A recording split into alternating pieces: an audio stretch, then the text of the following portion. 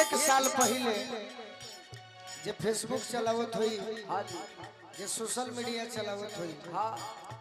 गीत राकेश तिवारी जे बड़ी सुंदर गौले बनी सभे गावेला, लेकिन हम एक लाइन गौले रहनी स्टेज पर यूट्यूब वाले भाई के देन से यही लय पर शायद कोनो जिला ना हुई जे दीवाना ना सुनले हुई।